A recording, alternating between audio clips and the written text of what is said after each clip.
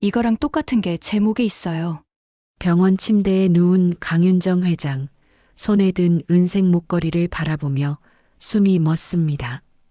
유나의 목에 걸린 펜던트, 작은 물방울 모양의 장식이 강윤정의 것과 완벽히 일치했습니다. 그 목걸이 어디서 났죠? 강윤정의 목소리가 떨립니다. 40여 년 동안 숨겨온 비밀이 눈앞에 나타난 순간입니다. 유나는 목걸이를 쥐며 대답했습니다. 어머니가 남기신 물건이라고 들었습니다. 고아원에 저를 맡기실 때 함께 주셨다고요. 강윤정의 얼굴이 창백해집니다. 제 어머니 이름은 이은정이셨대요. 아버지는 한재민이라는 분이셨고요. 한재민? 그 이름을 듣는 순간 강윤정의 손에서 목걸이가 떨어집니다. 젊은 시절 버린 아들, 그리고 알지 못했던 손녀. 운명은 40년의 시간을 거쳐 두 사람을 마주하게 했습니다. 설마, 그럴 리가. 병실에 침묵만이 흐르고 강윤정의 눈에 눈물이 고입니다. 피는 숨길 수 없습니다. 사랑은 더 깊이 흐르죠. 안녕하세요, 여러분. 오늘 들려드릴 이야기는 특별합니다. 성공의 정상에 올랐지만 마음은 텅 빈 한 여성, 68세의 강윤정 회장이 있습니다. 젊은 시절 꿈을 위해 포기했던 아들, 그리고 그 손녀와의 운명적인 만남이 시작되죠. 피로 이어진 인연, 숨겨진 과거, 그리고 용서와 화해의 이야기입니다. 오늘 이야기가 마음에 드셨다면 구독과 좋아요 부탁드립니다. 여러분의 작은 관심이 더 좋은 이야기를 만드는 큰 힘이 됩니다. 알림 설정까지 해두시면 새로운 이야기를 가장 먼저 만나보실 수 있습니다. 그럼 지금부터 강윤정과 유나의 이야기 속으로 떠나보실까요? 서울 한복판 30층 높이의 회장실에서 강윤정은 거대한 창문 앞에 서 있었습니다. 68세의 나이에도 고든 자세를 유지한 채 아래로 펼쳐진 도시를 내려다보고 있었죠. 이른 아침 햇살이 유리창을 통해 들어왔지만 강윤정의 표정은 여전히 차가웠습니다. 회장실은 넓고 고급스러웠어요. 대리석 바닥, 고가의 미술품들, 그리고 벽면을 가득 채운 상패들이 강윤정의 성공을 증명하고 있었죠. 그러나 강윤정은 그 모든 것들이 무의미하게 느껴졌습니다. 손끝으로 차가운 유리창을 쓰다듬으며 작게 중얼거렸어요. 모두가 내 발밑에 있지. 그런데 왜 이렇게 허전한 걸까? 강윤정의 시선이 책상 위로 향했습니다. 서류 더미 사이에 놓인 작은 액자 하나가 눈에 들어왔어요. 흑백 사진 속에는 젊은 여자가 갓난아이를 품에 안고 있었습니다. 사진 속 여자의 눈빛은 불안과 슬픔으로 가득했죠. 강윤정은 천천히 책상으로 다가가 액자를 집어들었습니다. 사진을 바라보는 강윤정의 눈가에 미세한 떨림이 일었어요. 40여 년 전 강윤정은 선택의 기로에 서 있었습니다. 사랑하는 남자와의 사이에서 태어난 아들, 그러나 재계에 진출하기 위해서는 그 아이를 포기해야만 했죠. 당시 강윤정은 25살의 젊은 여성이었고 대기업 그룹의 후계자 자리를 노리고 있었습니다. 혼외자를 둔 여자에게 그 자리는 절대 주어질 수 없었어요. 재민아, 미안하구나. 강윤정은 액자를 다시 책상 위에 내려놓으며 눈을 감았습니다.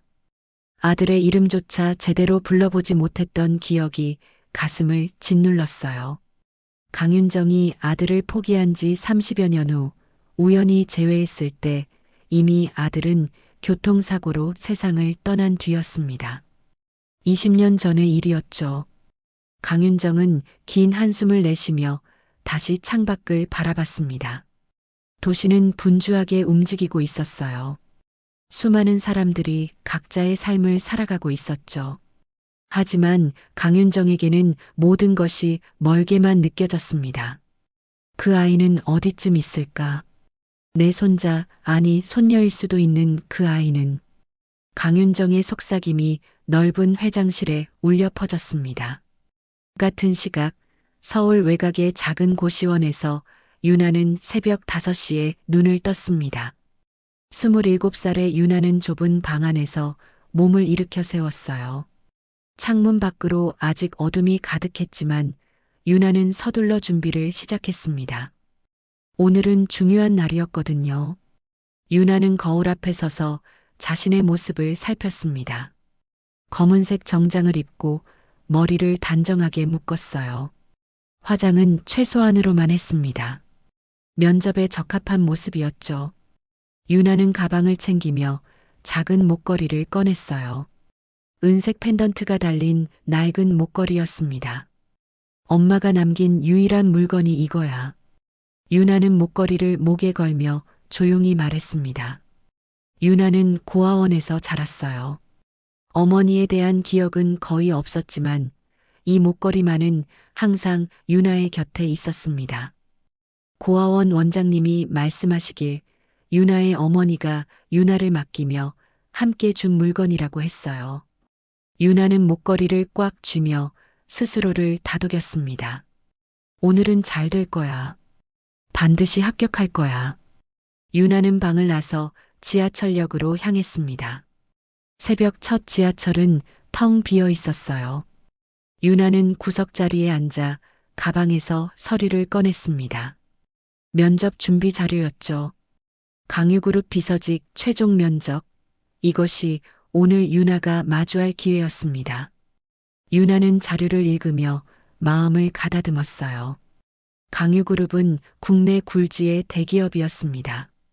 수많은 계열사를 거느린 거대 그룹이었죠. 유나 같은 평범한 취업 준비생에게는 감히 도전하기 어려운 곳이었어요. 하지만 유나는 포기하지 않았습니다. 여기까지 왔어. 이제 한 걸음만 더 가면 돼. 지하철이 도심으로 들어서자 창밖 풍경이 바뀌었습니다. 높은 빌딩들이 줄지어 서 있었어요.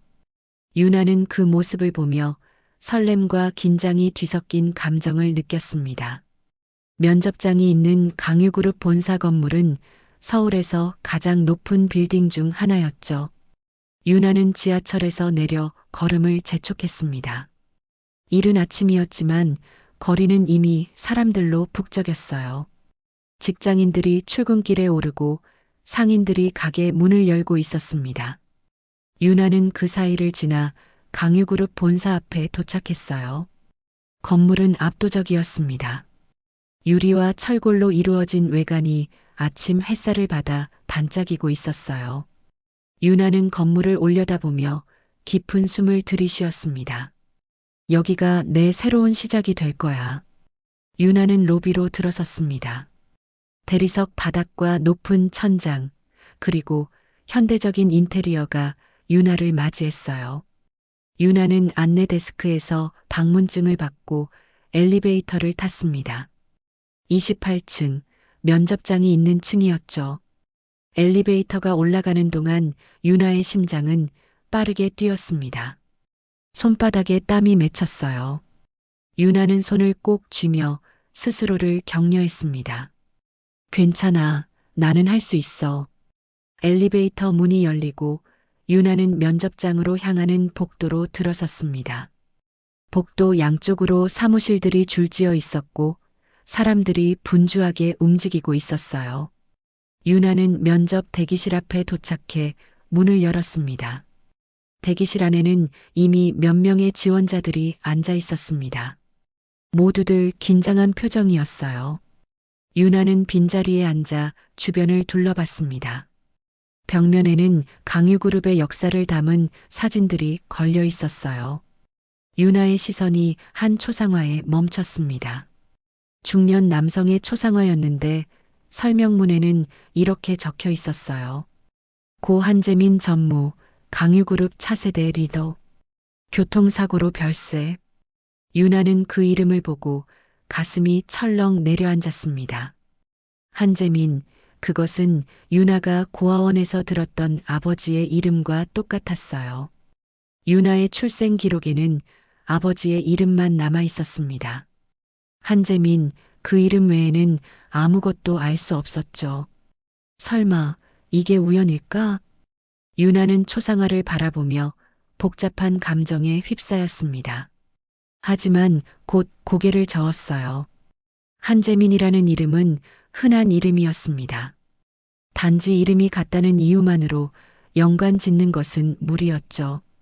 그때 대기실 문이 열리며 직원이 들어왔습니다. 지원자 유나 씨, 들어오세요. 유나는 자리에서 일어나 면접장 문 앞에 섰습니다. 손을 들어 문을 두드리기 전 유나는 목걸이를 한 번 더 쥐어봤어요. 엄마, 저를 지켜봐 주세요. 유나는 문을 열고 면접장 안으로 들어섰습니다. 그 순간 유나의 운명이 바뀌기 시작했죠. 유나는 면접장 안으로 들어서며 순간 숨이 멎는 듯 했습니다. 넓은 회의실에는 5명의 면접관이 앉아 있었어요. 그런데 가운데 자리에 앉은 사람을 보고 유나는 깜짝 놀랐습니다. 강윤정 회장이었죠. 유나는 강유그룹 회장이 직접 신입사원 면접에 참여한다는 소문을 들은 적이 없었어요. 심장이 더 빠르게 뛰기 시작했습니다. 지원자 유나입니다. 면접 기회를 주셔서 감사합니다. 유나는 최대한 침착하게 인사를 했습니다. 고개를 숙였다가 들자 강윤정의 시선과 마주쳤어요.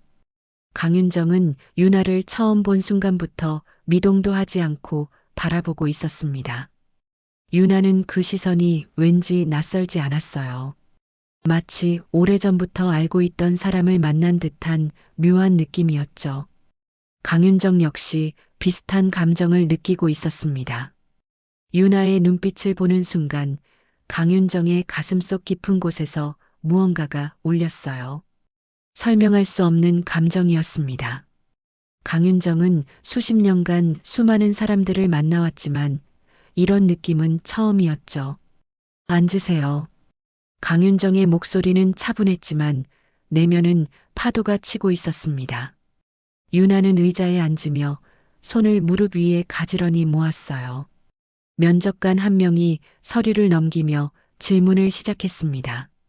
유나 씨, 자기소개를 부탁드립니다. 유나는 깊게 숨을 들이쉬고 차근차근 말하기 시작했어요. 저는 고아원에서 자랐습니다. 부모님에 대한 기억은 없지만 그 환경이 저를 더 강하게 만들어 주었습니다. 스스로 일어서는 법을 배웠고 남에게 의지하지 않는 삶을 살아왔습니다. 대학 시절에는 장학금과 아르바이트로 학비를 충당했고 경영학을 전공하며 기업의 운영 방식을 공부했습니다. 유나의 목소리는 떨리지 않았습니다.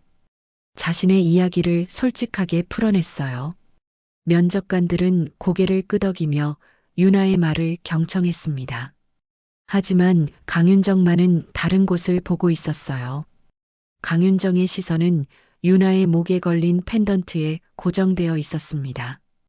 은색 펜던트, 작은 물방울 모양의 장식. 강윤정은 그것을 알고 있었어요. 40여 년 전 강윤정이 사랑했던 남자가 선물했던 목걸이였습니다. 강윤정은 그 목걸이를 아들 한재민에게 물려주었고 한재민은 자신의 아내에게 그것을 주었다고 들었죠. 그런데 지금 그 목걸이가 이 젊은 여성의 목에 걸려 있었습니다. 강윤정의 손이 미세하게 떨렸어요. 하지만 강윤정은 표정을 유지했습니다. 수십 년간 재계에서 살아남으며 배운 기술이었죠. 감정을 드러내지 않는 것, 그것이 강윤정의 생존 방식이었습니다. 유나 씨, 왜 강유그룹에 지원하셨나요? 다른 면접관이 질문을 이어갔습니다. 유나는 잠시 생각하다가 대답했어요. 강유그룹은 단순히 큰 기업이 아니라 사회적 책임을 다하는 기업이라고 생각합니다. 특히 장학사업과 복지 분야에서 많은 기여를 하고 계시죠. 저 역시 그런 가치를 중요하게 생각합니다. 그래서 이곳에서 일하고 싶었습니다. 유나의 대답은 진심이 담겨 있었어요. 고아원에서 자란 유나에게 사회적 약자를 돕는 일은 남다른 의미였습니다. 면접관들은 만족스러운 표정을 지었죠. 그때 강윤정이 처음으로 입을 열었습니다. 유나 씨, 그 목걸이는 어디서 났나요? 갑작스러운 질문에 유나는 당황했어요. 면접과 전혀 관련 없는 질문이었죠. 하지만 유나는 목걸이를 손으로 쥐며 대답했습니다. 어머니가 남기신 물건입니다. 고아원에 저를 맡기실 때 함께 주셨다고 들었습니다. 제가 가진 유일한 가족의 흔적입니다. 강윤정의 눈빛이 흔들렸습니다. 다른 면접관들은 회장의 질문이 이상하다고 생각했지만 감히 끼어들 수 없었어요. 강윤정은 유나를 더 자세히 관찰했습니다. 눈매, 코, 입술선 모든 것이 낯익었어요. 이상하게 눈빛이 낯설지가 않네요. 강윤정이 작게 중얼거렸습니다. 유나는 그 말을 듣고 고개를 갸우뚱했어요. 무슨 뜻인지 알 수 없었습니다. 하지만 강윤정은 더 이상 말하지 않았어요. 대신 옆에 앉은 면접관에게 고개를 끄덕였습니다. 계속 진행하세요. 면접은 30분 정도 이어졌습니다. 유나는 최선을 다해 답변했고 면접관들은 긍정적인 반응을 보였어요. 하지만 강윤정만은 말없이 유나를 바라보기만 했습니다. 면접이 끝나갈 무렵 강윤정이 다시 입을 열었어요. 유나 씨, 마지막으로 하고 싶은 말이 있나요? 유나는 잠시 생각했습니다. 그리고 진심을 담아 말했어요. 저는 누구의 도움도 없이 여기까지 왔습니다. 앞으로도 제 힘으로 살아가고 싶습니다. 만약 기회를 주신다면 강유그룹에 꼭 필요한 사람이 되겠습니다. 유나의 눈빛은 확고했습니다. 강윤정은 그 눈빛을 보며 가슴 한구석이 아려왔어요. 저 눈빛, 저 의지, 그것은 젊은 시절 강윤정 자신의 모습과 너무나 닮아 있었습니다. 알겠습니다. 수고하셨어요. 강윤정의 말에 유나는 자리에서 일어나 정중히 인사했습니다. 면접장을 나서는 유나의 뒷모습을 보며 강윤정은 깊은 생각에 잠겼어요. 다른 면접관들이 하나둘 자리를 떠났지만 강윤정만은 그대로 앉아 있었습니다. 비서실장 박도연이 면접실로 들어왔습니다. 45살의 박도연은 강윤정의 오른팔이었어요. 15년간 강윤정을 보좌해온 충직한 인물이었죠. 회장님, 괜찮으십니까? 박도연이 조심스럽게 물었습니다. 강윤정은 고개를 들어 박도연을 바라봤어요. 도연 씨, 방금 면접 본 유나라는 지원자, 신상 자료를 가져와 주세요. 박도연은 고개를 끄덕이고 회의실을 나섰습니다. 강윤정은 다시 창밖을 바라봤어요. 마음이 어지러웠습니다. 40여 년간 묻어두었던 기억들이 되살아나고 있었죠. 설마 그럴 리가 없어. 단지 우연일 뿐이야. 강윤정은 스스로를 다독이며 자리에서 일어났습니다. 하지만 가슴속 불안은 쉽게 가라앉지 않았어요. 한편 유나는 건물을 나서며 긴 한숨을 내쉬었습니다. 면접은 잘 본 것 같았지만 회장의 태도가 계속 신경 쓰였어요. 특히 목걸이에 대한 질문은 이해할 수 없었습니다. 왜 목걸이를 물어보셨을까? 유나는 목걸이를 만지며 고개를 갸우뚱했어요. 하지만 곧 고개를 저었습니다. 중요한 건 면접 결과였죠. 유나는 지하철역으로 향하며 마음을 가다듬었습니다. 이제 결과를 기다리는 수밖에 없어. 유나는 지하철에 올라타며 창밖을 바라봤어요. 도시는 여전히 분주하게 움직이고 있었습니다. 유나는 자신의 미래가 어떻게 펼쳐질지 알 수 없었지만 한 가지는 확신했어요. 자신은 결코 포기하지 않을 거라는 것을요. 강유그룹 회장실에서 강윤정은 유나의 신상 자료를 받아들었습니다. 서류를 펼치는 강윤정의 손은 미세하게 떨리고 있었어요. 출생 기록란에 적힌 글자들이 강윤정의 눈에 들어왔습니다. 부 한재민, 모 미상, 강윤정의 손에서 서류가 떨어졌습니다. 면접이 끝난 지 사흘이 지났습니다. 유나는 고시원 방에서 노트북 화면을 바라보고 있었어요. 이메일함을 열었다 닫기를 반복하며 초조하게 기다렸습니다. 합격 발표는 일주일 후라고 했지만 유나는 매일 이메일을 확인하지 않을 수 없었죠. 그런데 그날 오후 유나의 휴대전화가 울렸습니다. 모르는 번호였어요. 유나는 떨리는 손으로 전화를 받았습니다. 여보세요? 유나 씨 맞으시죠? 강유그룹 인사팀입니다. 전화를 받는 순간 유나의 심장이 쿵쾅거렸어요. 인사팀에서 직접 전화를 한다는 것은 좋은 소식일 가능성이 높았습니다. 네, 맞습니다. 합격을 축하드립니다. 다음 주 월요일부터 출근해 주시면 됩니다. 자세한 사항은 이메일로 보내드리겠습니다. 유나는 전화를 끊고 한동안 멍하니 서 있었습니다. 그리고 천천히 미소가 번졌어요. 합격이었습니다. 강유그룹 비서실, 유나가 그토록 원하던 자리였죠. 유나는 방 안을 걸어다니며 기쁨을 표현했습니다. 해냈어. 정말 해냈어. 하지만 유나가 알지 못하는 사실이 있었습니다.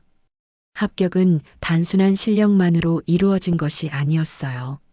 강윤정이 직접 인사팀에 지시를 내렸던 것입니다. 면접이 끝난 직후 강윤정은 인사팀장을 불러 말했죠.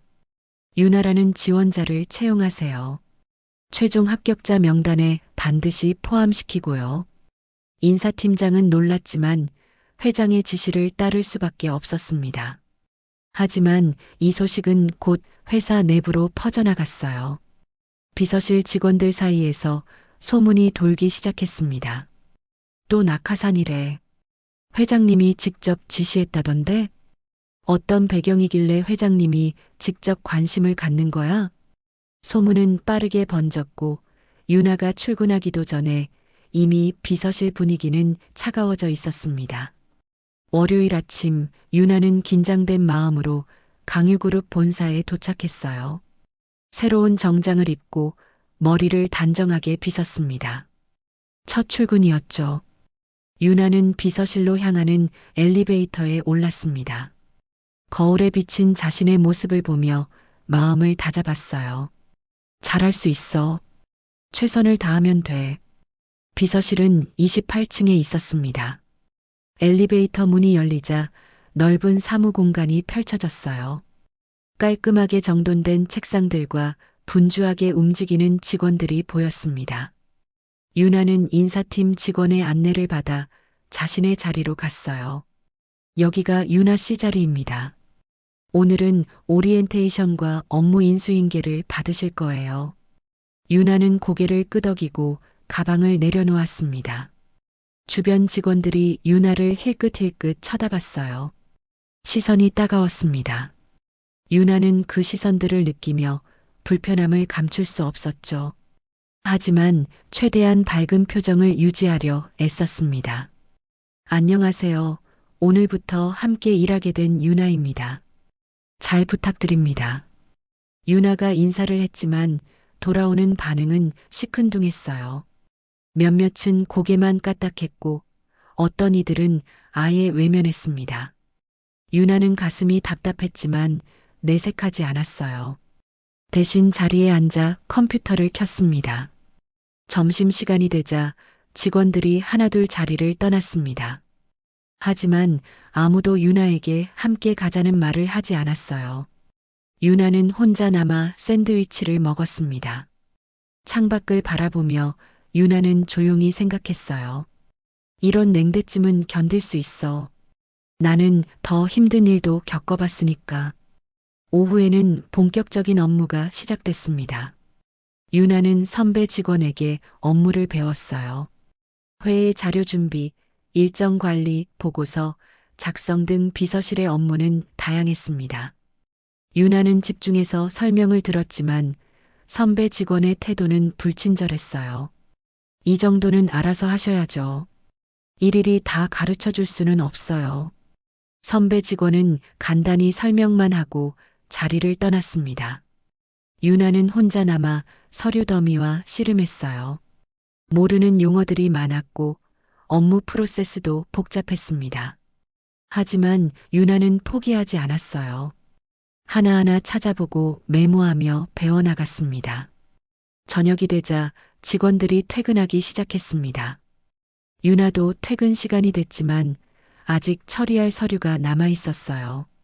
유나는 자리에 남아 계속 일했습니다. 밤 9시가 넘어서자 비서실은 텅 비었습니다. 유나 혼자만 남아 형광등 아래에서 서류를 정리하고 있었죠. 하나씩 하면 돼. 천천히 배워나가면 된다고. 유나는 스스로를 격려하며 일을 계속했습니다. 손은 피곤했지만 마음만은 단단했어요. 유나는 목걸이를 쥐며 다짐했습니다. 누구의 도움도 없이 여기까지 왔어. 이번에도 절대 무너지지 않을 거야.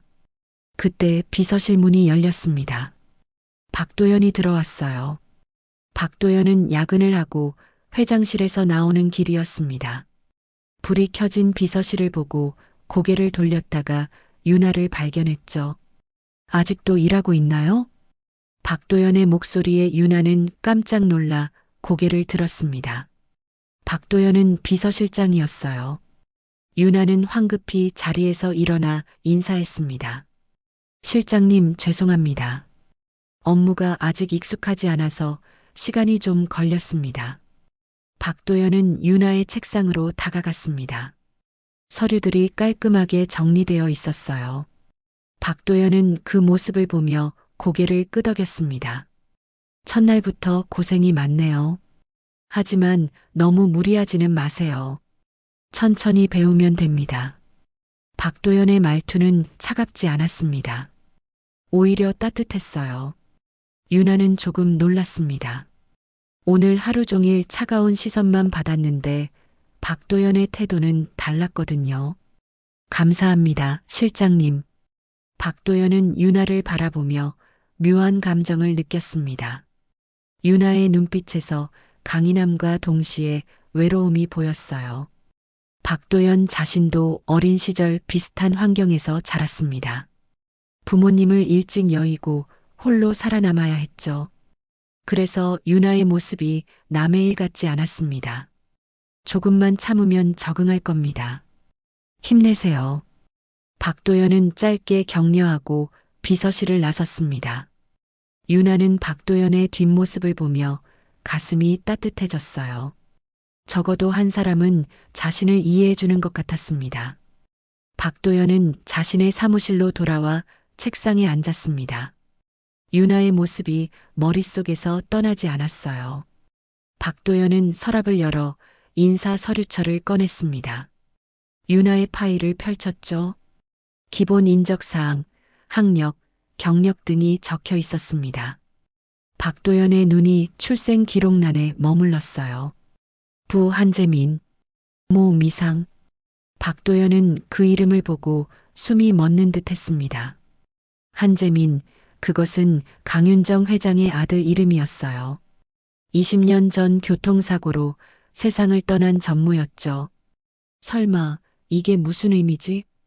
박도연은 서류를 다시 천천히 읽었습니다. 유나의 출생연도, 고아원 기록, 모든 것이 맞아떨어졌어요. 박도연은 회장실에서 봤던 회장의 오래된 사진들을 떠올렸습니다. 한재민의 딸이라면 유나는 회장의 손녀가 되는 것이었죠. 그렇다면 회장님이 유나를 채용한 이유가 박도연의 마음이 복잡해졌습니다. 회장이 이 사실을 알고 있는지 아니면 단지 의심만 하는 것인지 알 수 없었어요. 박도연은 서류를 닫으며 깊은 한숨을 내쉬었습니다. 이건 조심스러운 문제야. 함부로 움직여서는 안 돼. 박도연은 서류철을 서랍에 다시 넣었습니다. 하지만 머릿속은 복잡했어요. 유나에 대한 연민과 동시에 회장에 대한 걱정이 교차했습니다. 박도연은 창밖을 바라보며 조용히 중얼거렸죠. 이 아이가 어떤 운명을 마주하게 될까? 밤은 깊어가고 강유그룹 본사 건물에는 여전히 불이 켜져 있었습니다. 각자의 자리에서 각자의 고민을 안고 있는 사람들, 그 중심에 유나가 있었어요. 유나가 강유그룹에서 일한 지 한 달이 지났습니다. 여전히 냉대는 계속됐지만 유나는 묵묵히 자신의 일에 집중했어요. 매일 아침 일찍 출근해서 늦게까지 남아 일했습니다. 서류 정리, 회의록 작성, 일정 관리까지 맡은 업무를 완벽하게 처리하려 애썼죠. 어느 날 오후 비서실에 긴급 연락이 왔습니다. 강윤정 회장이 회의 중에 쓰러졌다는 소식이었어요. 비서실은 순식간에 소란스러워졌습니다. 박도연이 급히 회장실로 뛰어갔고 구급차가 호출됐죠. 직원들은 불안한 표정으로 수군거렸습니다. 회장님이 쓰러지셨대. 큰일인데 어떻게 된 거야? 유나도 놀라서 자리에서 일어났습니다. 가슴이 두근거렸어요. 비록 회장과 직접 대화를 나눈 적은 없었지만 면접 때 느꼈던 묘한 감정이 다시 떠올랐습니다. 유나는 창밖을 바라보며 조용히 기도했어요. 아무 일 없으시길 바랍니다. 강윤정은 곧바로 병원으로 실려갔습니다. 과로와 스트레스로 인한 급성 저혈압이었어요. 의사는 며칠간 안정을 취해야 한다고 했습니다. 강윤정은 병실 침대에 누워 천장을 바라봤어요. 몸은 피곤했지만 마음은 더 복잡했습니다. 최근 한 달간 강윤정은 유나를 계속 지켜봤습니다. 멀리서 유나가 일하는 모습을 보고 유나에 대한 보고를 받았어요. 유나가 고생하며 일하는 모습이 강윤정의 가슴을 아프게 했습니다.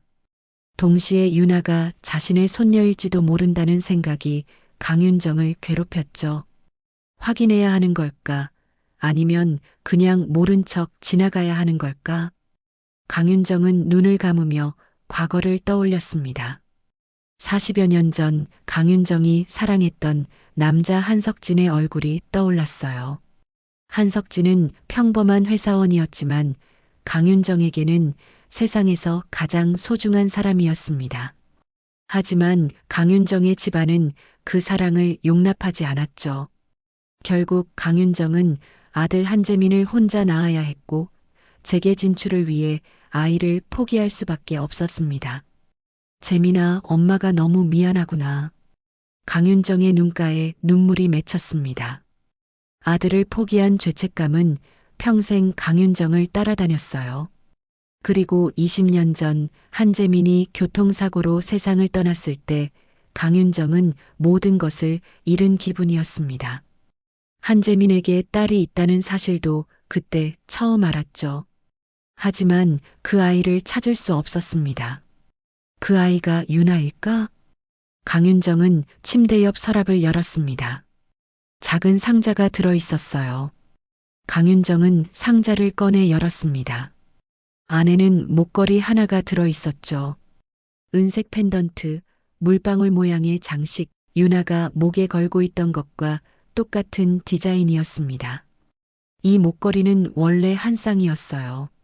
한석진이 강윤정에게 선물했던 것이었습니다. 강윤정은 한 개를 아들 한재민에게 물려줬고 한재민은 아내 이은정에게 그것을 선물했다고 들었죠. 그런데 지금 강윤정의 손에는 한 개가 더 있었습니다. 한석진이 강윤정에게 준 원본이었어요. 강윤정은 목걸이를 쥐며 복잡한 감정에 휩싸였습니다. 만약 유나가 정말 손녀라면 어떻게 해야 할까요? 진실을 밝혀야 할까요? 아니면 그냥 모른 척 지나가야 할까요? 다음 날 오후 박도연이 비서실로 돌아왔습니다. 박도연은 직원들을 모아놓고 말했어요. 회장님께서 병원에 계시는 동안 급한 서류들은 병원으로 가져다 드려야 합니다. 오늘 계약서 하나가 결제를 받아야 하는데 누가 갈 수 있나요? 직원들은 서로 눈치만 봤습니다. 아무도 나서지 않았어요. 그때 유나가 조용히 손을 들었습니다. 제가 다녀오겠습니다. 박도연은 유나를 바라보며 고개를 끄덕였어요. 그럼 유나 씨가 다녀와 주세요. 서류는 제가 챙겨드리겠습니다. 유나는 서류 봉투를 받아들고 병원으로 향했습니다. 택시를 타고 가는 동안 유나는 긴장했어요. 회장을 직접 대면하는 것은 면접 이후 처음이었습니다. 병원에 도착한 유나는 안내 데스크에서 병실 번호를 확인하고 엘리베이터를 탔어요. 병실은 특실이었습니다. 조용한 복도를 지나 강윤정의 병실 앞에 도착했죠. 유나는 문을 두드렸습니다. 들어오세요. 강윤정의 목소리가 들렸어요. 유나는 문을 열고 조심스럽게 들어갔습니다. 강윤정은 침대에 반쯤 기대어 앉아 있었어요. 창밖을 보고 있던 강윤정이 고개를 돌렸습니다. 유나를 보자 강윤정의 눈빛이 흔들렸어요. 회장님, 결제 받으실 서류를 가져왔습니다. 유나는 정중히 인사하고 서류 봉투를 내밀었습니다. 강윤정은 봉투를 받아들며 유나를 자세히 바라봤어요. 유나의 목에 걸린 펜던트가 눈에 들어왔습니다. 강윤정의 가슴이 쿵 내려앉았어요. 유나 씨, 잠깐 앉으세요. 강윤정의 말에 유나는 당황했습니다. 하지만 거절할 수 없었어요. 유나는 침대 옆 의자에 조심스럽게 앉았습니다. 강윤정은 서랍을 열어 작은 상자를 꺼냈어요. 상자를 열자 목걸이가 나왔습니다. 유나는 그 목걸이를 보고 눈이 커졌어요. 자신이 목에 걸고 있는 것과 똑같았습니다. 유나는 무의식적으로 자신의 목걸이를 만졌어요. 이거랑 똑같은 게 제 목에 있어요. 유나의 목소리는 떨렸습니다. 강윤정은 유나의 반응을 보며 확신했어요. 이것은 우연이 아니었습니다. 강윤정의 눈에 눈물이 고였어요. 그 목걸이 어디서 났죠? 강윤정의 목소리도 떨렸습니다. 유나는 잠시 망설이다가 대답했어요. 어머니가 남기신 물건이라고 들었습니다. 고아원에 저를 맡기실 때 함께 주셨다고요. 제가 기억하는 유일한 엄마의 흔적입니다. 유나는 계속 말을 이었습니다. 고아원 원장님께서 말씀하시길 제 어머니 이름은 이은정이셨대요. 아버지는 한재민이라는 분이셨고요. 하지만 저는 부모님을 한 번도 만나본 적이 없습니다. 강윤정은 그 말을 듣자 숨을 삼켰습니다. 이은정, 한재민 모든 것이 맞아떨어졌어요. 강윤정의 손이 떨렸습니다. 유나는 자신의 손녀가 맞았습니다. 강윤정은 병실 창밖을 보며 눈물을 삼켰어요. 그 아이의 이름이 유나였군요. 강윤정의 목소리는 떨렸습니다. 유나는 회장의 반응이 이상하다고 느꼈어요. 하지만 감히 물어볼 수 없었습니다. 강윤정은 유나를 바라보며 조용히 말했죠. 유나 씨, 고생이 많았겠어요. 그 말에 유나의 눈가가 뜨거워졌습니다. 누군가 자신의 고생을 인정해주는 것은 처음이었어요. 유나는 고개를 숙이며 대답했습니다. 괜찮습니다, 회장님. 강윤정은 가슴속에서 울컥 올라오는 감정을 억눌렀어요. 지금 당장 유나를 안아주고 싶었지만 참아야 했습니다. 아직 확실한 증거가 없었죠. 내 죄가 결국 내 앞에 나타났구나. 강윤정은 속으로 중얼거렸습니다. 강윤정이 병원에서 퇴원한 지 일주일이 지났습니다. 회사로 복귀한 강윤정은 예전과 달리 자주 비서실을 찾았어요. 겉으로는 업무 확인이라는 명목이었지만 실제로는 유나를 지켜보기 위해서였습니다. 강윤정은 멀리서 유나가 일하는 모습을 보며 복잡한 감정에 휩싸였어요. 강윤정의 이런 행동은 곧 회사 내부에서 화제가 됐습니다. 회장이 특정 신입사원에게 유난히 관심을 보인다는 소문이 퍼졌죠. 그리고 이 소문은 부회장 최성우의 귀에도 들어갔습니다. 최성우는 50대 초반의 남자였어요. 강윤정의 조카이자 그룹의 부회장으로 후계 자리를 노리고 있었습니다. 강윤정에게 자식이 없다는 것을 알고 있었기에 최성우는 자신이 다음 회장이 될 것이라 확신하고 있었죠. 하지만 최근 강윤정의 행동이 이상했습니다. 어느 날 오후 최성우는 자신의 비서를 불렀어요. 회장님이 요즘 관심을 보이는 신입사원이 있다던데 누구죠? 유나라는 직원입니다. 한 달 전에 입사한 비서실 신입이고요.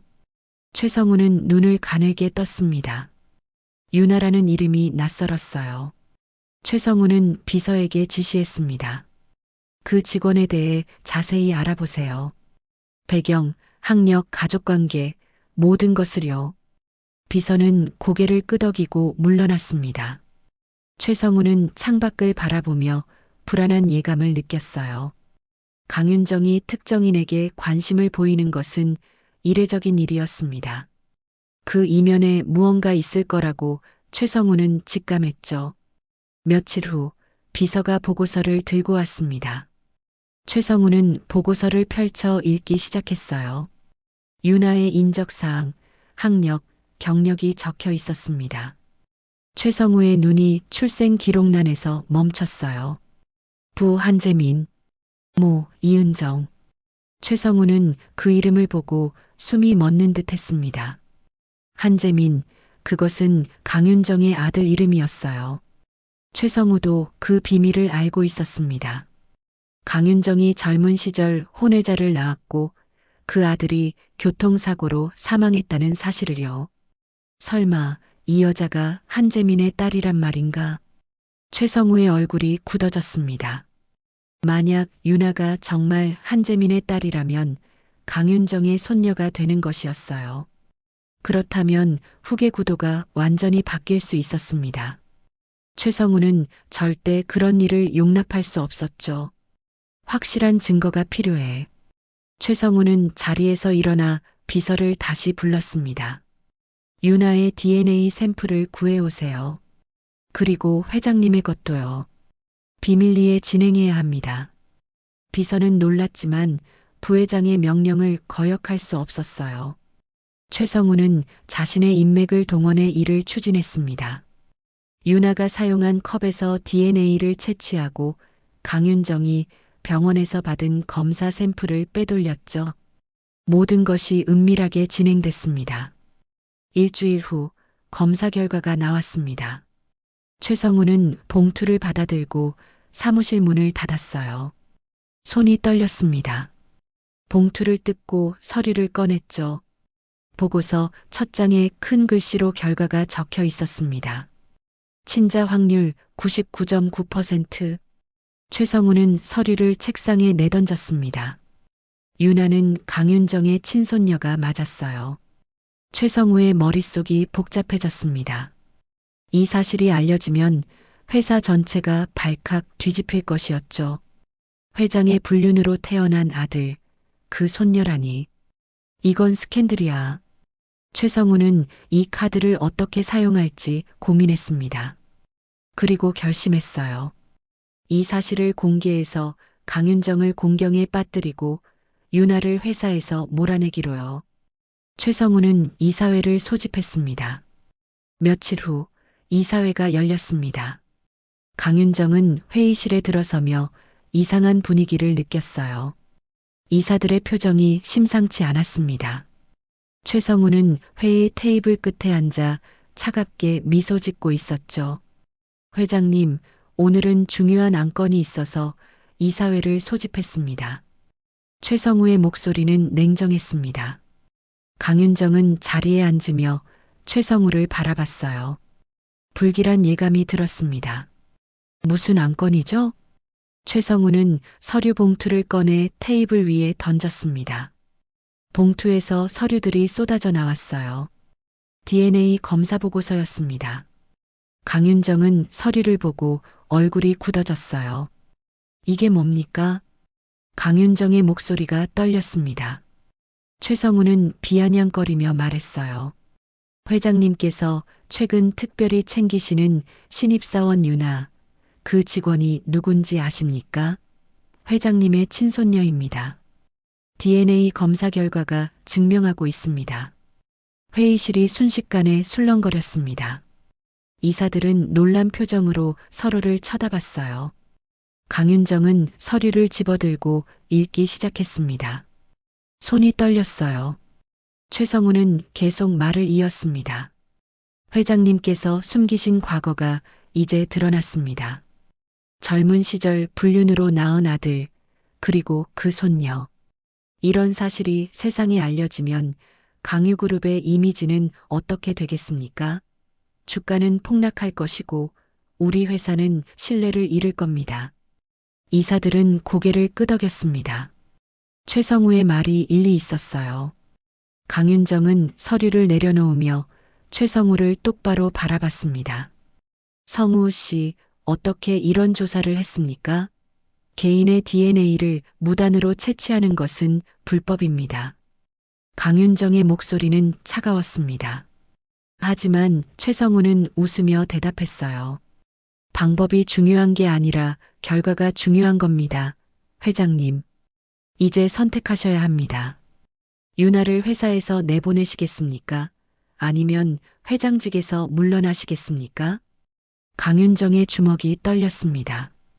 분노가 치밀어 올랐지만 강윤정은 참았어요. 이사회 앞에서 감정을 드러낼 수 없었습니다. 강윤정은 깊게 숨을 들이쉬고 차분하게 말했습니다. 이 문제는 개인적인 일입니다. 회사 경영과는 무관합니다. 유나는 실력으로 입사했고 성실하게 일하고 있습니다. 하지만 최성우는 물러서지 않았어요. 개인적인 일이 아닙니다. 회장님께서 개인적인 감정으로 회사 인사에 개입하셨습니다. 이것은 명백한 사익 편취입니다. 이사회는 이 문제를 심각하게 받아들여야 합니다. 이사들은 침묵했습니다. 누구도 쉽게 의견을 내지 못했어요. 강윤정은 회의실을 둘러보며 쓴웃음을 지었습니다. 그래서 어쩌자는 겁니까? 최성우는 자리에서 일어서며 선언했습니다. 다음 주에 임시 주주총회를 소집하겠습니다. 회장 회의만을 상정할 것입니다. 강윤정은 아무 말도 하지 않았습니다. 회의실을 나서며 강윤정은 창밖을 바라봤어요. 하늘이 흐렸습니다. 강윤정의 마음도 어두웠죠. 내 죄가 결국 나를 무너뜨리는구나. 강윤정은 속으로 중얼거렸습니다. 이사회 소식은 빠르게 회사 전체로 퍼져나갔습니다. 비서실도 예외는 아니었어요. 직원들은 수군거리기 시작했습니다. 유나가 회장의 손녀라는 소문이 돌았죠. 유나는 자신의 자리에서 일하고 있었지만 주변의 시선이 따갑다는 것을 느낄 수 있었습니다. 점심시간이 되자 한 직원이 유나에게 다가왔어요. 표정이 심상치 않았습니다. 유나 씨, 소문 들었어요? 유나 씨가 회장님의 손녀라던데 정말이에요? 유나는 깜짝 놀라 고개를 들었습니다. 무슨 말인지 이해할 수 없었어요. 무슨 소리예요? 저는 그런 거 전혀 모르는데요. 하지만 직원은 믿지 않는 표정이었습니다. 다른 직원들도 하나둘 모여들기 시작했어요. 유나를 둘러싸며 따지듯 물었습니다. 그러니까 처음부터 낙하산이었던 거네요. 우리는 속았던 거예요. 회장님이 특별 채용한 거였잖아요. 실력으로 들어온 게 아니라. 유나는 당황했습니다. 가슴이 답답했어요. 유나는 자리에서 일어나 말하려 했지만 목소리가 나오지 않았습니다. 그때 박도연이 비서실로 들어왔어요. 분위기를 파악한 박도연은 직원들에게 말했습니다. 다들 자리로 돌아가세요. 업무 시간입니다. 직원들은 못마땅한 표정으로 흩어졌습니다. 박도연은 유나에게 다가가 조용히 말했어요. 유나 씨, 회장실로 오시라고 합니다. 유나는 박도연을 바라봤습니다. 박도연의 눈빛에서 걱정이 느껴졌어요. 유나는 고개를 끄덕이고 자리에서 일어났습니다. 엘리베이터를 타고 30층 회장실로 올라가는 동안 유나의 머릿속은 혼란스러웠습니다. 손녀라니 도대체 무슨 일이지? 엘리베이터 문이 열리고 유나는 회장실 앞에 섰어요. 깊게 숨을 들이쉬고 문을 두드렸습니다. 들어오세요. 강윤정의 목소리가 들렸습니다. 유나는 문을 열고 들어갔어요. 강윤정은 창가에 서서 바깥을 바라보고 있었습니다. 뒷모습만 보였지만 어깨가 축 처진 것이 느껴졌어요. 회장님 부르셨습니까? 유나의 목소리는 떨렸습니다. 강윤정은 천천히 몸을 돌렸어요. 얼굴에는 피곤함이 가득했습니다. 강윤정은 유나를 바라보며 말했어요. 앉으세요, 유나 씨. 오늘은 긴 이야기를 해야 할 것 같습니다. 유나는 소파에 앉았습니다. 강윤정도 맞은편에 앉았어요. 두 사람 사이에 침묵이 흘렀습니다. 강윤정은 어떻게 말을 시작해야 할지 고민했어요. 평생을 숨겨온 비밀을 이제 꺼내야 했습니다. 유나 씨, 혹시 소문을 들었나요? 강윤정이 조심스럽게 물었습니다. 유나는 고개를 끄덕였어요. 비서실에서 들었습니다. 제가 회장님의 손녀라는 소문이요. 하지만 저는 전혀 이해가 안 됩니다. 제 부모님은 한재민과 이은정이라고 들었어요. 회장님과는 아무 관계가 없다고 생각했습니다. 강윤정은 유나의 말을 듣고 눈을 감았습니다. 그리고 천천히 입을 열었어요. 유나 씨, 어머니 이름이 이은정 맞나요? 네, 고아원 원장님께서 그렇게 말씀하셨습니다. 강윤정은 깊게 숨을 들이쉬었습니다. 이제 진실을 말할 때였어요. 이은정은 내 며느리였습니다. 당신 아버지 한재민은 내 아들이었어요. 유나는 강윤정의 말을 듣고 얼어붙었습니다. 머릿속이 하얘졌어요. 손에서 떨림이 느껴졌습니다. 그게 무슨 말씀이세요? 유나의 목소리는 떨렸습니다. 강윤정은 유나를 똑바로 바라보며 계속 말했어요. 나는 젊은 시절 사랑하는 남자가 있었습니다. 하지만 집안의 반대로 결혼할 수 없었어요. 그 사이에서 아들이 태어났고 나는 재계에 진출하기 위해 아이를 포기해야 했습니다. 그 아이가 바로 한재민이에요. 유나는 입을 막았습니다. 믿을 수 없었어요. 강윤정은 눈물을 참으며 계속했습니다. 나는 한재민을 버렸습니다. 내 꿈을 위해 내 아들을 버렸어요. 그리고 30여 년이 지나서야 다시 찾았지만 이미 한재민은 교통사고로 세상을 떠난 뒤였습니다. 강윤정의 목소리는 떨렸습니다. 유나는 말없이 강윤정을 바라봤어요. 강윤정은 책상 서랍을 열어 낡은 사진 한 장을 꺼냈습니다. 젊은 남자가 아기를 안고 있는 사진이었어요. 이 사람이 한재민입니다. 당신의 아버지예요. 유나는 사진을 받아들고 떨리는 손으로 바라봤습니다. 사진 속 남자의 눈빛이 낯익었어요. 고아원에서 봤던 아버지의 초상화와 같은 사람이었습니다. 유나의 눈에 눈물이 고였어요. 그럼 제가 정말 회장님의 손녀란 말씀이신가요? 유나의 목소리는 간신히 나왔습니다. 강윤정은 고개를 끄덕였어요. 그렇습니다. 당신 목에 걸린 목걸이, 그것이 증거예요. 그 목걸이는 원래 한 쌍이었습니다.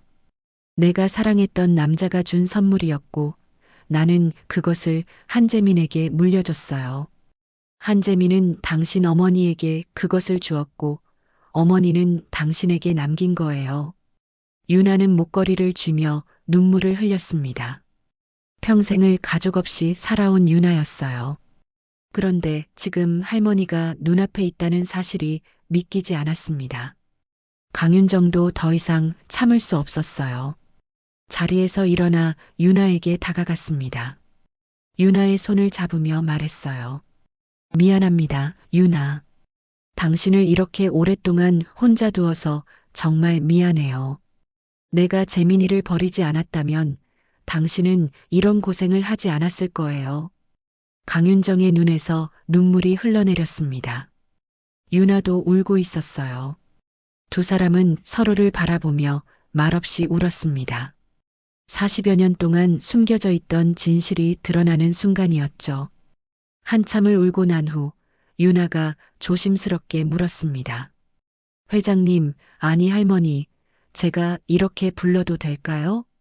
강윤정은 유나의 손을 꼭 쥐며 고개를 끄덕였어요. 그럼요, 유나야. 당신은 내 손녀예요. 내가 평생 찾던 아이예요. 유나는 강윤정의 품에 안겼습니다. 강윤정도 유나를 꼭 껴안았어요. 두 사람은 한동안 그렇게 서로를 안고 있었습니다. 하지만 감동의 순간도 잠시 강윤정은 현실을 직시해야 했어요. 유나야, 미안하지만 우리에게 시련이 기다리고 있어요. 부회장이 이 사실을 폭로했고 나를 회장직에서 끌어내리려 하고 있습니다. 유나는 강윤정에게서 떨어져 물었어요. 어떻게 된 건가요? 강윤정은 유나에게 이사회에서 있었던 일을 설명했습니다. 최성우가 DNA 검사를 했고 결과를 공개했다는 것을요. 유나는 분노가 치밀었어요. 그렇게 할 권리가 없잖아요. 제 동의도 없이 DNA를 채취하다니요. 강윤정은 쓴웃음을 지었습니다. 권력 앞에서 법은 무력해요, 유나야. 나도 평생 그렇게 살아왔으니까요. 유나는 강윤정의 손을 잡으며 말했어요. 할머니, 저 때문에 이런 일이 생긴 거잖아요. 제가 회사를 그만두면 되는 거 아닌가요? 하지만 강윤정은 고개를 저었습니다. 아니야, 유나. 이건 내 잘못이 아니야. 내 과거의 죄가 나를 따라온 거예요. 내가 떠날 필요는 없어. 강윤정은 창밖을 바라보며 조용히 말했어요. 이제야 모든 게 제자리를 찾는구나. 임시 주주총회가 소집된 날이 밝았습니다. 강유그룹 본사 대강당에는 주요 주주들과 이사진이 모여들었어요. 긴장감이 감돌았습니다. 오늘은 강윤정의 회장직 해임안이 표결에 붙여지는 날이었죠. 강윤정은 회장실에서 마지막으로 준비를 하고 있었습니다. 검은색 정장을 입고 거울 앞에 섰어요. 얼굴에는 지난 며칠간의 피로가 역력했습니다. 하지만 눈빛만은 흔들리지 않았어요. 강윤정은 거울 속 자신에게 말했습니다. 이제 끝을 보자. 더 이상 숨기지 않을 거야. 문을 두드리는 소리가 들렸습니다. 박도연이 들어왔어요. 박도연의 손에는 작은 봉투가 들려 있었습니다. 회장님, 이것을 가져왔습니다. 박도연은 봉투를 강윤정에게 건넸어요. 강윤정은 봉투를 받아들고 물었습니다. 이게 뭐죠? 한재민 전무님의 유언 영상입니다. 20년 전 사고 직전에 녹화하신 것으로 전무님의 변호사가 보관하고 있었습니다. 제가 어제 받아왔습니다. 강윤정은 놀란 표정으로 박도연을 바라봤어요. 박도연은 차분하게 말을 이었습니다. 전무님께서 딸 유나를 위해 남긴 메시지입니다. 회장님께도 전하는 말씀이 있으시더군요. 오늘 주주총회에서 이것을 공개하시는 게 좋을 것 같습니다. 강윤정은 봉투를 꼭 쥐며 고개를 끄덕였어요. 마음이 뭉클해졌습니다. 아들의 마지막 목소리를 들을 수 있다는 것이 믿기지 않았죠. 고맙습니다, 도연 씨. 당신은 항상 내 편이었어요. 박도연은 짧게 미소 지으며 대답했습니다. 제가 해야 할 일을 했을 뿐입니다. 두 사람은 함께 대강당으로 향했습니다. 강당 안은 이미 사람들로 가득 차 있었어요. 최성우는 단상 옆에 서서 강윤정을 기다리고 있었습니다. 강윤정이 들어서자 모든 시선이 집중됐어요. 강윤정은 단상으로 올라가 자리에 앉았습니다. 최성우가 마이크 앞에 섰어요. 오늘 임시 주주총회를 개최한 이유는 명확합니다. 강윤정 회장의 부적절한 경영 판단과 사익 편취 행위를 바로잡기 위해서입니다. 최성우의 목소리는 단호했습니다. 청중들이 술렁거렸어요. 최성우는 스크린을 켜고 DNA 검사 결과를 띄웠습니다. 여러분이 보시는 바와 같이 회장님께서는 자신의 손녀를 특별 채용했습니다. 그것도 숨겨진 과거를 덮기 위해서요. 젊은 시절의 불륜, 버려진 아들, 그리고 그 손녀. 이런 스캔들이 우리 회사에 어떤 영향을 미칠지 생각해 보십시오. 강당이 다시 술렁거렸습니다. 주주들은 걱정스러운 표정으로 서로를 쳐다봤어요. 최성우는 승리를 확신한 듯 미소 지었습니다. 따라서 저는 강윤정 회장의 해임을 제안합니다. 회사를 위해 새로운 리더십이 필요합니다. 최성우가 자리에 앉았습니다. 사회자가 강윤정에게 발언권을 넘겼어요. 강윤정은 천천히 일어섰습니다.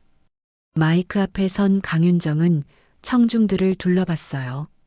깊게 숨을 들이쉬고 말하기 시작했습니다. 성우 씨의 말이 맞습니다. 나는 젊은 시절 아들을 낳았고 그 아이를 버렸습니다. 재계에 진출하기 위해 내 아들을 포기했어요. 이것은 내 인생 최대의 죄입니다. 강윤정의 목소리는 떨렸습니다. 하지만 계속 말을 이었어요. 하지만 유나는 아무 잘못이 없습니다. 유나는 고아원에서 자라며 온갖 어려움을 겪었어요. 스스로 일어섰고 실력으로 여기까지 왔습니다. 유나를 채용한 것은 내 개인적인 감정이 아니라 유나의 능력을 인정했기 때문입니다. 강윤정은 박도연을 바라봤어요. 박도연은 고개를 끄덕이며 영상을 준비했습니다. 강윤정이 말했습니다. 오늘 여러분께 보여드릴 것이 있습니다. 내 아들 한재민이 남긴 마지막 메시지입니다.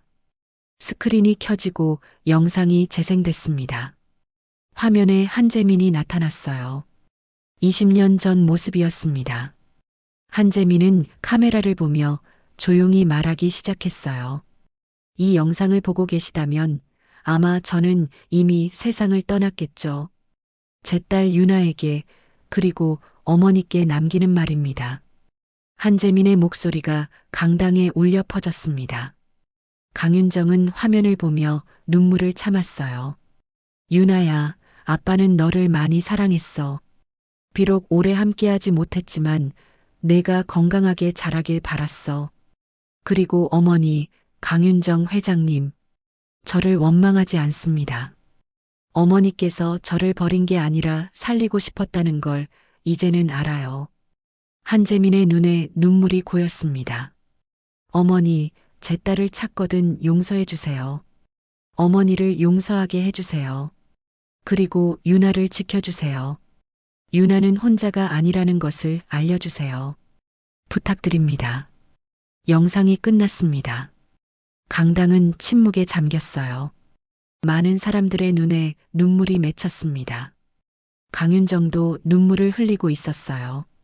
최성우는 당황한 표정으로 자리에 앉아 있었습니다. 강윤정은 눈물을 닦으며 다시 말했습니다. 재민아, 내 부탁 들어줄게. 유나를 지킬게. 이제는 내 잘못을 바로잡을 거야. 강윤정은 청중들을 향해 말을 이었어요. 나는 평생 성공만을 쫓아왔습니다. 그 과정에서 가장 소중한 것을 잃었어요. 하지만 이제는 다릅니다. 나는 내 손녀를 찾았고 이제는 제대로 된 가족이 되고 싶습니다. 강윤정은 객석을 바라봤습니다. 유나가 뒷좌석에 앉아 있었어요. 유나의 눈에도 눈물이 가득했습니다.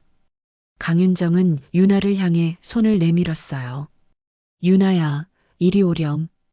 유나는 자리에서 일어나 천천히 단상으로 올라갔습니다. 사람들의 시선이 유나에게 쏠렸어요.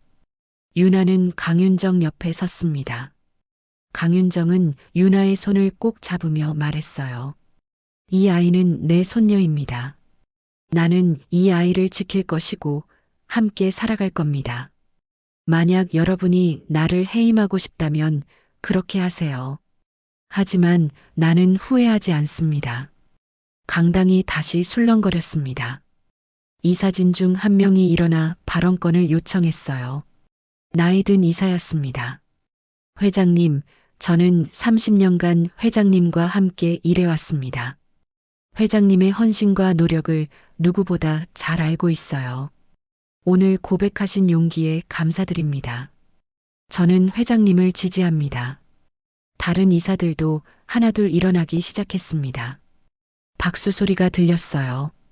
점점 더 많은 사람들이 박수를 쳤습니다. 최성우는 믿을 수 없다는 표정으로 주변을 둘러봤어요. 사회자가 표결을 진행했습니다. 결과는 명확했어요. 대다수가 강윤정의 유임을 지지했습니다. 최성우의 해임안은 부결됐죠. 최성우는 분한 표정으로 자리를 박차고 나갔습니다. 강윤정은 유나를 꼭 껴안았습니다. 유나도 강윤정을 안으며 울었어요. 두 사람은 한참을 그렇게 서로를 안고 있었습니다. 박도연은 뒤에서 그 모습을 보며 미소 지었어요. 재민 전무님, 이제 편히 쉬십시오. 회장님과 유나 씨가 함께 할 겁니다. 박도연은 조용히 중얼거렸습니다. 강당 밖 창문으로는 따뜻한 햇살이 들어오고 있었어요.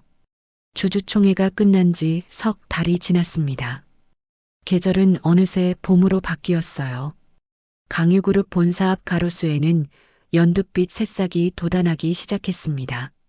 생명이 다시 피어나는 계절이었죠.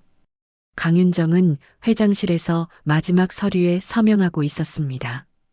경영 일선에서 물러나는 문서였어요. 강윤정은 펜을 내려놓고 창밖을 바라봤습니다. 오랜 시간 지켜온 이 자리를 떠나는 것이 아쉽지 않다면 거짓말이었어요. 하지만 강윤정의 마음은 평온했습니다. 이제는 진짜 중요한 것을 위해 살아야지. 강윤정은 혼잣말을 하며 미소 지었습니다. 문을 두드리는 소리가 들렸어요. 유나가 들어왔습니다. 유나는 예전과 달리 밝은 표정이었어요. 지난 석 달간 유나는 많은 것이 변했습니다. 비서실 동료들과도 화해했고 강윤정과 함께 주말마다 시간을 보냈죠. 할머니, 준비 다 되셨어요? 유나가 물었습니다. 강윤정은 고개를 끄덕이며 일어섰어요. 그래, 이제 가자꾸나. 두 사람은 함께 회장실을 나섰습니다. 엘리베이터를 타고 1층 로비로 내려갔어요.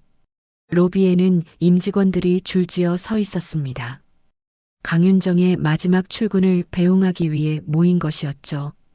박도연도 앞줄에 서 있었습니다. 강윤정은 임직원들 앞에 섰습니다. 잠시 침묵이 흘렀어요. 강윤정이 입을 열었습니다. 40년간 여러분과 함께 일할 수 있어서 영광이었습니다. 강유그룹을 여기까지 키운 것은 여러분의 노력 덕분이에요. 이제 나는 새로운 일을 시작하려 합니다.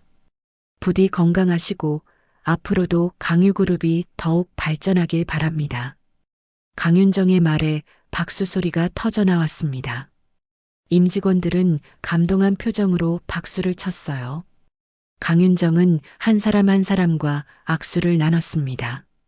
박도연과 마주쳤을 때 강윤정은 박도연의 손을 꼭 잡으며 말했어요. 도연 씨, 고마웠습니다. 항상 내 곁을 지켜줘서요. 박도연은 고개를 숙이며 대답했습니다. 회장님을 모실 수 있어서 영광이었습니다. 앞으로도 건강하십시오. 강윤정과 유나는 건물을 나섰습니다. 밖에는 차가 기다리고 있었어요. 두 사람은 차에 올라탔습니다. 차가 출발하자 강윤정은 뒤를 돌아봤습니다. 강유그룹 본사 건물이 점점 멀어지고 있었죠. 이제 정말 끝이구나. 강윤정이 중얼거렸습니다. 유나는 강윤정의 손을 잡으며 말했어요. 아니에요, 할머니. 이제 시작이에요. 차는 서울 외곽으로 향했습니다. 목적지는 새로 설립된 강유장학재단 사무실이었어요. 강윤정은 퇴임 후 전 재산의 절반을 출연해 이 재단을 만들었습니다. 부모를 잃은 청년들을 위한 장학재단이었죠. 재단 사무실은 아담한 건물에 있었습니다. 강윤정과 유나가 도착하자 직원들이 반갑게 맞이했어요. 강윤정은 이사장으로, 유나는 첫 번째 이사로 임명됐습니다.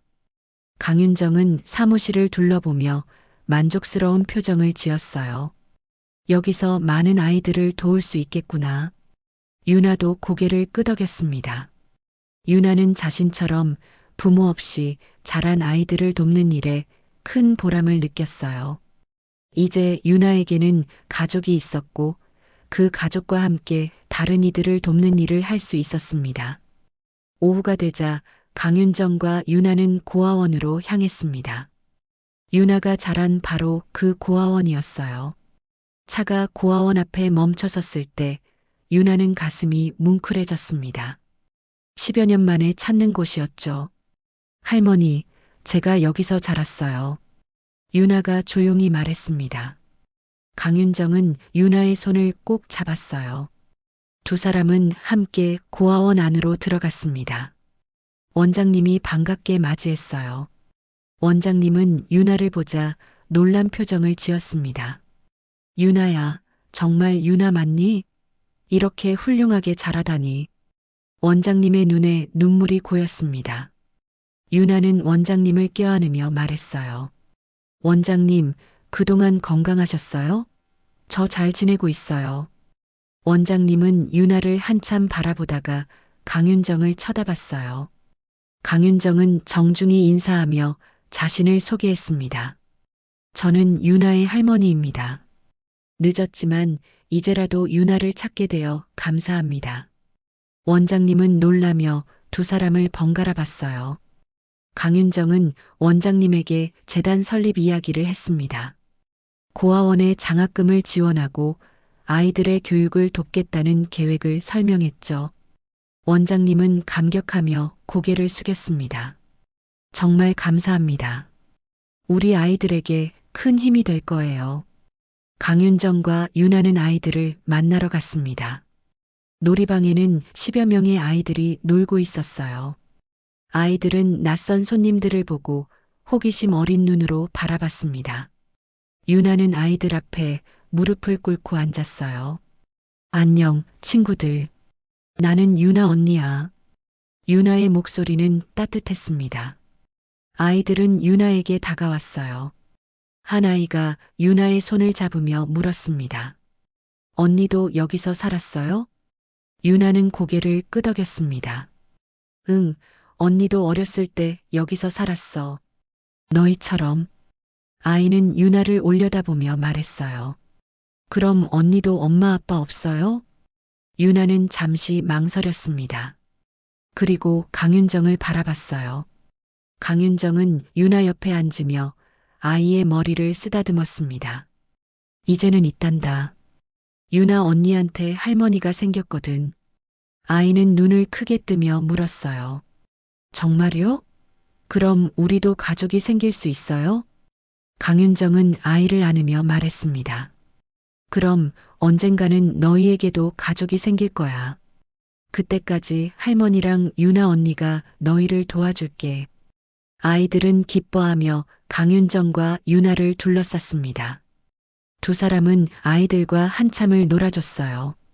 함께 그림을 그리고 이야기를 나누고 노래를 불렀습니다. 해가 지고 나서야 강윤정과 유나는 고아원을 나섰습니다. 밖은 어둑해지고 있었어요. 두 사람은 고아원 앞 작은 공원으로 걸어갔습니다. 공원에는 벚나무들이 줄지어 서 있었어요. 벚꽃이 만개해 있었습니다. 강윤정과 유나는 벤치에 앉아 벚꽃을 바라봤습니다. 바람이 불자 꽃잎들이 흩날렸어요. 분홍빛 눈처럼 하늘에서 떨어지는 꽃잎들이 아름다웠습니다. 유나야, 이제야 제자리를 찾은 기분이 드니? 강윤정이 조용히 물었습니다. 유나는 고개를 끄덕이며 대답했어요. 네, 할머니. 이제야 제가 어디에 속하는지 알게 됐어요.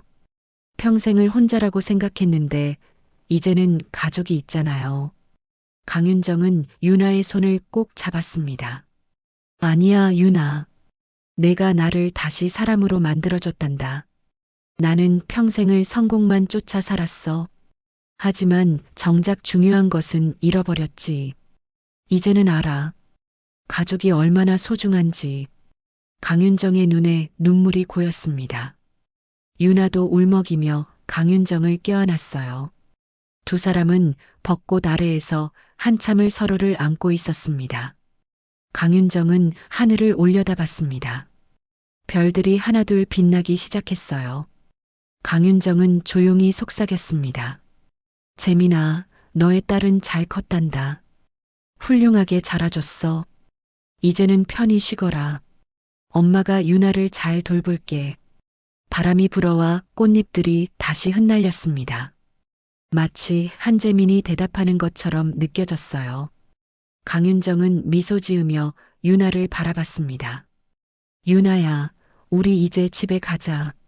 우리 집으로. 유나는 눈물을 닦으며 고개를 끄덕였습니다. 두 사람은 벤치에서 일어나 공원을 걸어 나왔어요.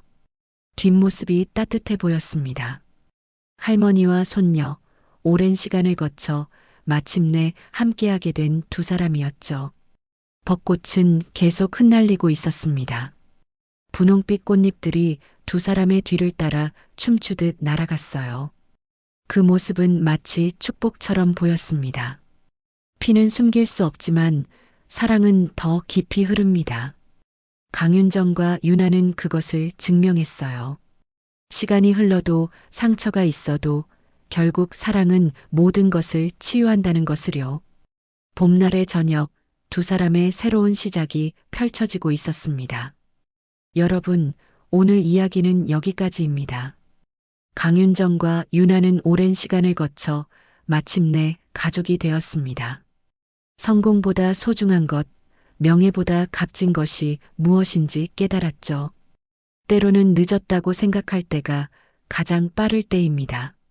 용기 내어 과거를 마주하고 진실을 받아들일 때 진짜 삶이 시작되는 것 같습니다.